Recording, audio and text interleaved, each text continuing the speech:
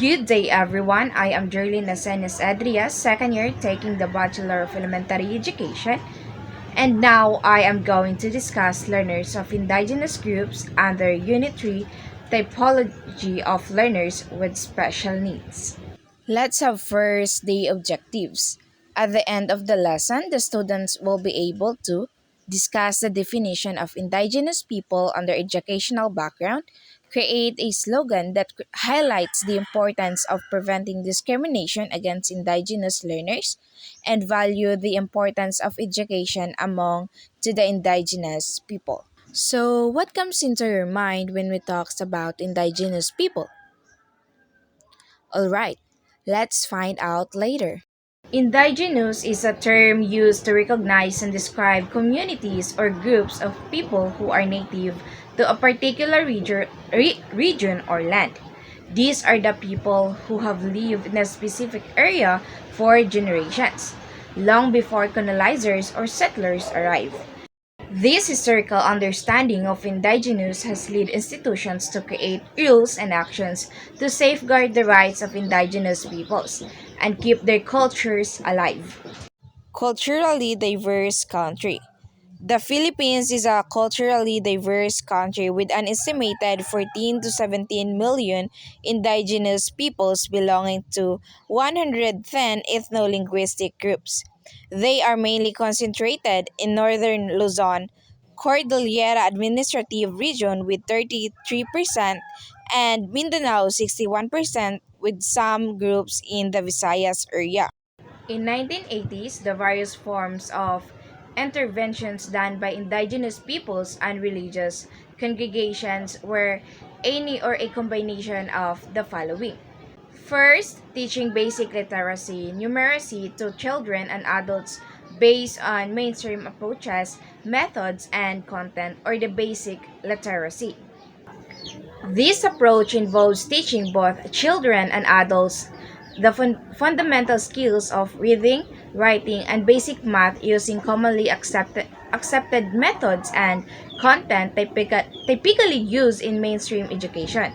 It aims to equip individuals with essential literacy and numeracy skills that are important for everyday life and further educational opportunities. Of adult-based trainings based on mainstream approaches and content or the livelihood education.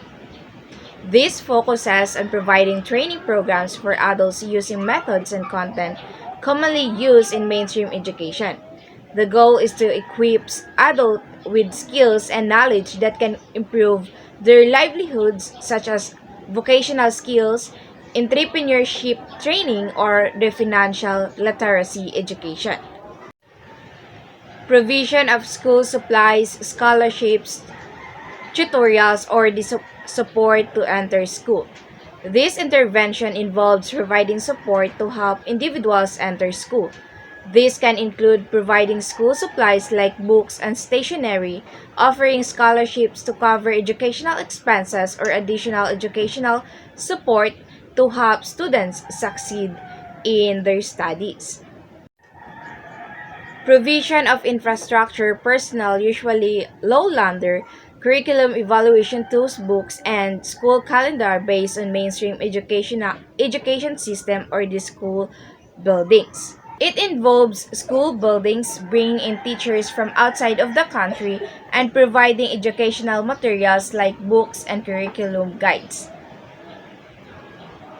The aim is to give indigenous students access to a standardized education.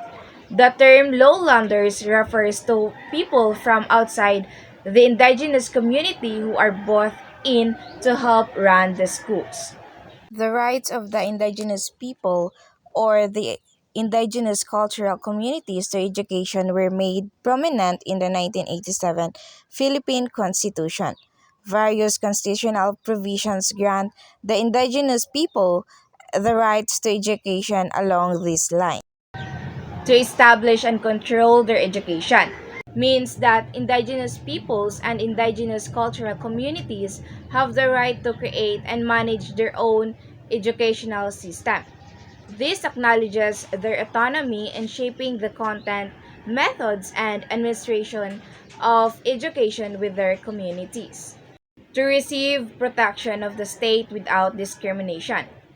It emphasizes that the state must uphold and enforce law and policies that prevent discrimination against indigenous peoples and communities, ensuring that they are treated fairly and equitably under the law. Mandate for the state to take measures to ensure children of indigenous peoples to have access to education using their own language and culture.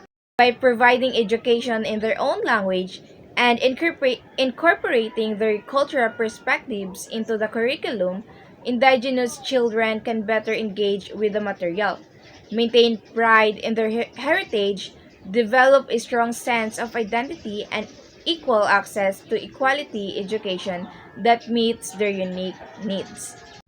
Here are the examples of indigenous groups in the Philippines: Ibaloy and Kankanay of Luzon, Tagbanwa and Ibanag of Visayas, Mandaya and Bukidnon of Mindanao. And with that, I'll end my discussion about learners of indigenous groups. I hope you've enjoyed it and learned something new. Thank you and God bless.